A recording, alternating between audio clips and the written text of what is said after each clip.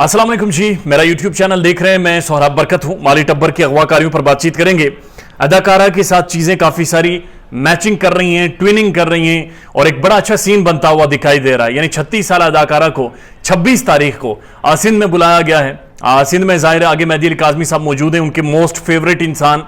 और मेहदी अली काज़मी बहुत एक्साइटेड हैं खुश आमदीद कहने के लिए अपने हम उम्र लोगों को। सुना है पूरा टोला जा रहा है और ये भी सुनने में आ रही है अभी तक की जो इतलात है कि इन्होंने कोई वहां पर सोलिसिटर हायर कर रही है, अवॉइड कर रहे हैं कि जाकर मेहदी अली काज़मी से रूबरू उनके मोहल्ले में, उसी गली में जहां से टैक्सी स्टार्ट हुई थी, जहां पर टैक्सी ड्राइवर बैठा था और लेकर ये सारी कहानी शुरू की गई थी, अवॉइड कर रहे हैं। लेकिन बहरहाल मेहदी साहब किसी ना किसी तौर इनसे जरूर मुलाकात करेंगे, चाहे लौंडी जेल की वो ऊंची दीवारें हों या फिर कोर्ट हो।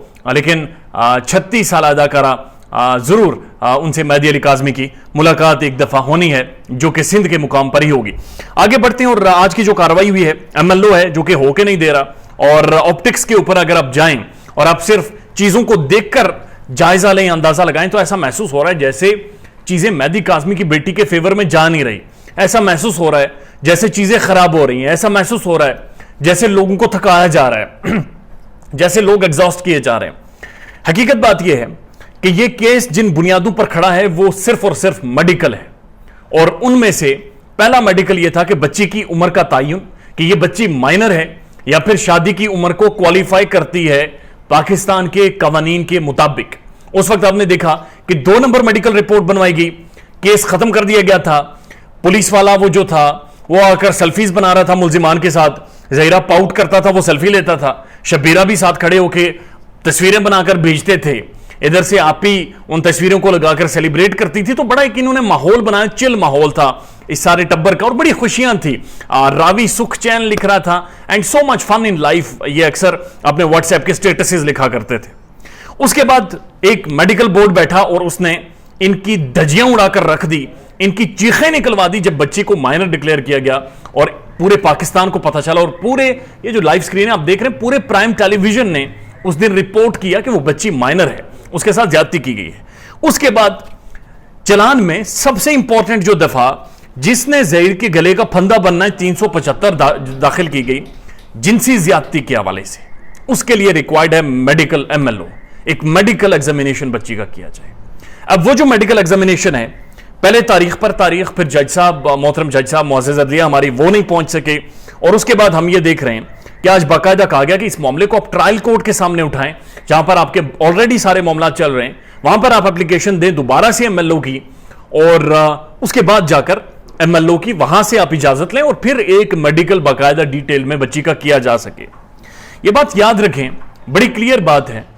यह केस यहां तक पहुंचा है अवाम की वजह से, आप लोगों की वजह से। और अभी तक इतनी सारी डिले होने के बावजूद, इतने सारी रखना डालने के बावजूद लोग हार नहीं मान रहे। लोग इस लड़ाई को उस जगह तक ले जाने के लिए तैयार हैं, वहां तक इसका पीछा करने को तैयार हैं जहां तक ये ले जा सकते हैं, जहां तक ये माली टब्बर पहुंचा सकता है। लोग इस केस का, इस गैंग का पीछा करेगा, इनके रास्ते रोकेगा। चाहे ये जो एमएलओ है ट्रायल कोर्ट की इजाजत के बाद हो, चाहे 10 दिनों बाद हो या 2 वीक्स के बाद हो, ये ऑडियंस मौजूद रहेगी, ये लोग काज़मी के साथ खड़े हैं, ये मौजूद रहेंगे। क्योंकि मसला सिर्फ मेहदी अली काज़मी का नहीं है, ये मसला सिर्फ मेहदी काज़मी की बेटी का नहीं है। उम्मे हानी भी अगवा की गई है, उसकी भी शादी की गई है, सेम सिमिलर केस है, उसके अलावा भी गैंग ऑपरेट कर रहे हैं। यह केस डिसाइड करेगा आप लोग, आम लोग ठीक कह रहे थे या फिर ज़हीर गैंग ठीक था और उसका सोशल मीडिया सेल ठीक था। मैं आज आपसे यह बात कर रहा हूं, अगर एक फेयर ट्रायल हुआ, अगर फेयर कार्रवाई चली और अगर अदाकारा और उसका जो टोला बैठता है उनका नुक्ता नजर ठीक निकला, मैं माफी भी मांगूंगा और मैं जुर्माना भी पे करूंगा। लेकिन ये मेरा आपके साथ वादा है, I will be the last person to surrender in this case. चाहे जितना डिले हो, I will be the last person. और हम इसके एंड तक हम इसे फॉलो करेंगे और हम चाहेंगे कि इकरार साहब भी जाहिर है इसको फॉलो कर रहे हैं और वो भी सारे सबूत जो बाकी भी उनके पास मौजूद है उनसे दरखास्त करेंगे कि वो मंजर-ए-आम पर लाएं ताकि चीजें क्लियर हो। बहरहाल जो ऑफिशियल ऑर्डर है मैं वो आपको पढ़कर सुना देता हूं कि एमएलओ क्यों नहीं किया गया। उसमें लिखा जा रहा है कि learned council for the applicant contends that since a report under section 173 CRPC has been submitted and the same was transmitted to the additional session judge Karachi East Hence, the applicant is satisfied with regard to the section applied there. However, he contends that under the law, victim was required to be medically examined. Accordingly, applicant would be at liberty to file application before the trial court if permitted under the law.